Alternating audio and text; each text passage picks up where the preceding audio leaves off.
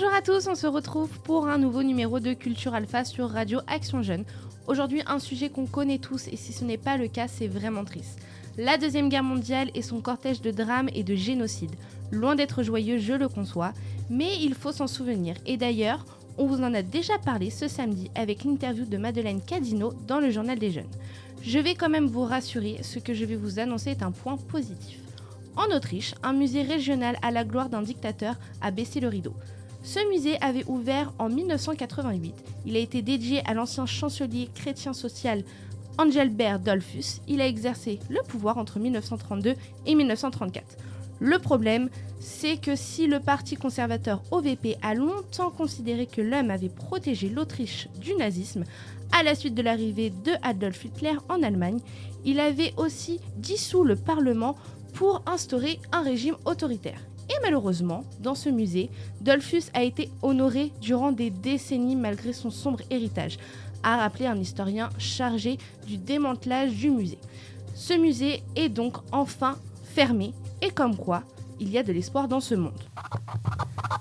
Maintenant, passons à autre chose. Je vais vous présenter le sommaire de cette émission, avec nos trois spécialistes qui sont d'abord notre tendre et imberbe Alexandre. Il nous présentera son film de la semaine, spoiler, il nous donnera un avis positif. Et puis il y aura Benoît et son oreille experte, ou en tout cas on l'espère avec Musicbox.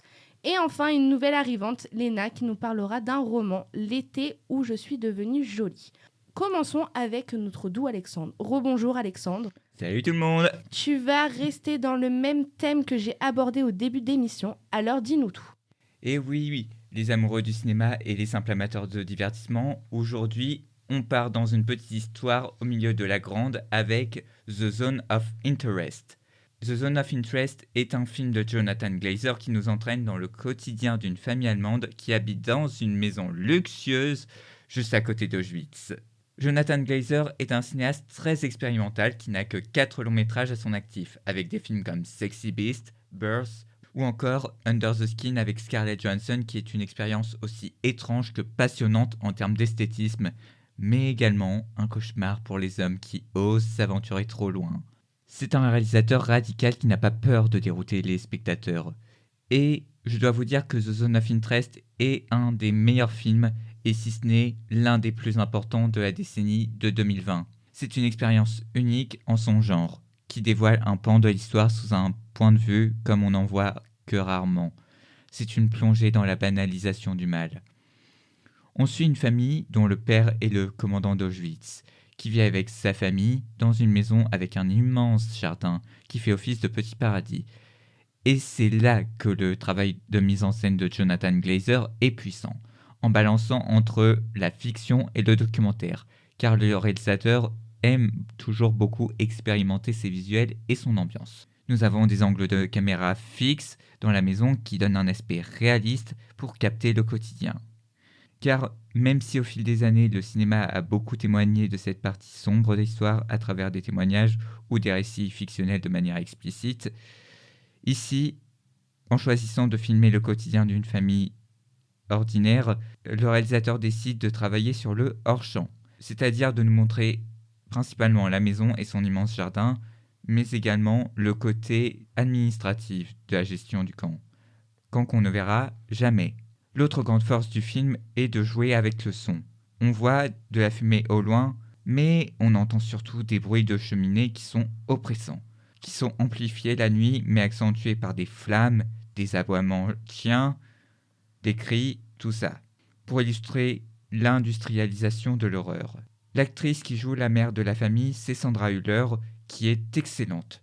Elle a notamment joué quand même dans La Palme d'Or qui est Anatomie d'une chute et notre film du jour qui a reçu le Grand Prix du Festival de Cannes 2023. Elle y incarne dans ce film le rôle d'une mère modèle qui veut profiter des avantages de son mari et veut garder la maison à tout prix. Également, en termes d'image, le film propose des expérimentations que je vous laisserai découvrir, dont une séquence finale qui ne laissera personne indifférent. En conclusion, The Zone of Interest est une œuvre glaçante, dure mais importante.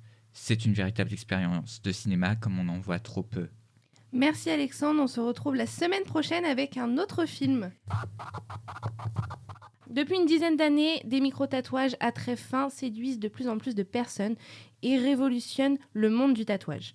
Avant toute chose, il faut savoir que les fines lignes est désormais une tendance de fond. Bien sûr, on a beaucoup commenté le tatouage à fleurs à fines lignes de Rita Ora en 2022, tout comme ceux d'autres stars comme Billie Eilish ou Hailey Bieber. Mais au-delà des stars, ces tatouages fins et rikiki sont devenus très populaires dans à peu près tous les salons de tatouage du monde. Des studios branchés de Tel Aviv et Séoul aussi, bien évidemment, au salon Old School de Los Angeles et Londres.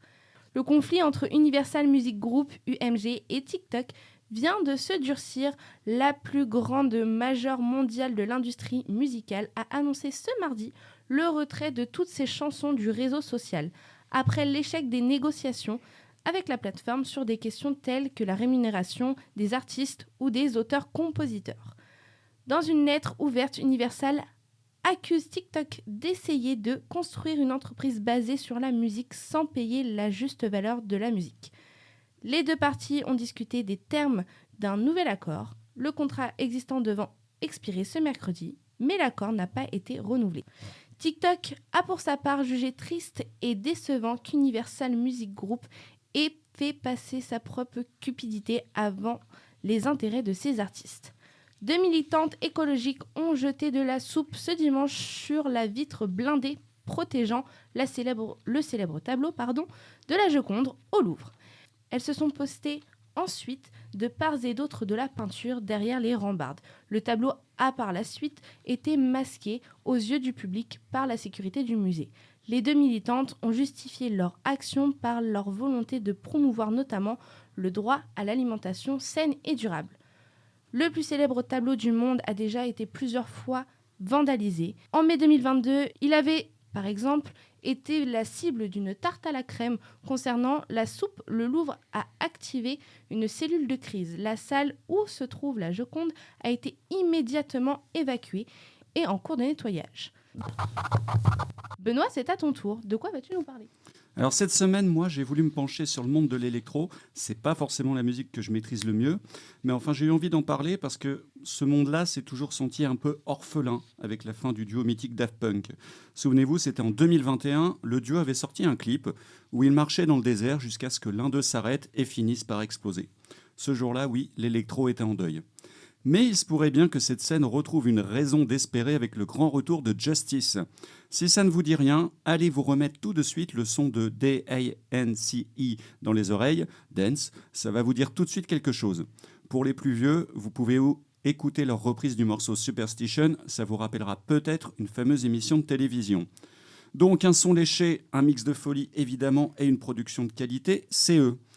Justice, c'est un duo composé de Xavier Dulon de Ronet et Gaspard Roger, qui s'est formé en 2003.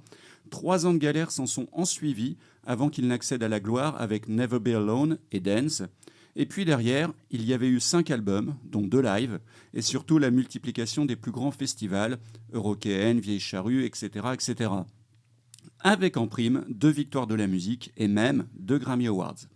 Ce que j'aime surtout, c'est que ces deux garçons sont capables de multiplier les ambiances, allant du sautillant jusqu'à des productions beaucoup plus sombres comme Genesis, tout en faisant des petits clins d'œil à la pop dans Newlands, voire à un David Bowie de l'époque Fame dans DVNO. Vous l'aurez compris, on ne s'ennuie pas. À titre personnel, je préfère même ça à Daft Punk, mais je ne le dis pas trop fort, parce que sinon je vais prendre des cailloux en sortant du studio. Bref, Justice revient, c'est plutôt une bonne nouvelle. Il faut dire que ça fait 6 ans qu'on attendait ça depuis 2018 avec la parution d'une anthologie. Et pour l'album studio, il faut remonter à Woman en 2016. Le prochain album s'appelle Hyper Drama. Il sortira le 26 avril. Et d'ores et déjà, vous pouvez découvrir One Night All Night avec Tame Impala et Generator. Le son est encore une fois tout aussi moderne, un peu dark dans le cas de Generator avec des breaks surprenants qui accrochent l'oreille. Et les basses sont toujours aussi prenantes, surtout avec un casque qui fait le travail. Et les différentes harmonies sont extrêmement bien senties. Il y a encore un travail de production monstrueux derrière tout ça. Moi, j'ai quand même une légère préférence pour Generator. Côté image, l'esthétique du clip de One Night All Night est elle aussi léchée à souhait. Je soupçonne un peu d'intelligence artificielle. Le chemin à travers le cœur est vraiment hypnotique, donc c'est à découvrir sans plus attendre. Donc en résumé, si vous aimez l'électro, que les beats sont votre raison de vivre, précipitez-vous sur ces 2 nouveaux singles et profitez-en pour vous repasser toute justice. Tiens, soyons fous, ça ne sera pas du temps perdu. Merci Benoît. Maintenant, je vais présenter Léna, notre nouvelle voix sur notre antenne, et on va parler livre. Léna, c'est à toi. Bonjour, aujourd'hui je vais vous parler d'une écrivaine que j'ai découvert récemment, Jenny Han. Elle a écrit une trilogie que j'adore, L'été où je suis devenue jolie. Jenny Han est une écrivaine américano-coréenne qui écrit principalement des romans d'amour. Le premier tome sort le 17 juin 2021 de la trilogie intitulée L'été où je suis devenue jolie. Dans ce livre, nous allons suivre l'histoire de Isabelle Conklin, ou Belly pour faire plus court, et je trouve aussi plus jolie. Belly adore y passer les étés, la plage y est magnifique, elle se fait de nouveaux amis, mais surtout, elle revoit les fils de Susanna. Jeremiah, son meilleur ami, et Conrad, le garçon qu'elle aime. Pas de chance, lui la considère plutôt comme une sœur. L'été de ses 16 ans, pendant une fête sur la plage, elle rencontre Cam, un garçon très attentionné et assez mignon. Il lui apprend qu'ils étaient ensemble en 4e pour un concours de latin. Ils discutent toute la soirée de leurs années de collège et décident d'échanger leurs numéros. Belly commence à s'attacher à lui. Évidemment, c'est réciproque. Alors, leur histoire commence. Mais ça ne va pas durer très longtemps, car Belly doute sur ses sentiments. À partir de ce moment-là, tout se complique pour Belly. Les amours, les mauvaises annonces, ou encore la disparition de Conrad. Maintenant, si cela vous intéresse, libre à vous de lire ou bien de regarder la série du même nom. Elle est disponible sur Prime Video. Et pour les personnes intéressées, je ferai d'autres chroniques sur les 2 prochains tomes.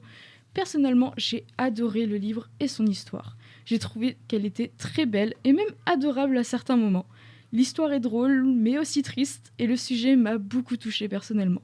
Elle est très réaliste, ce qui m'a aidé personnellement à rentrer dans l'univers des personnages, et je suis encore en pleine lecture du tome 3.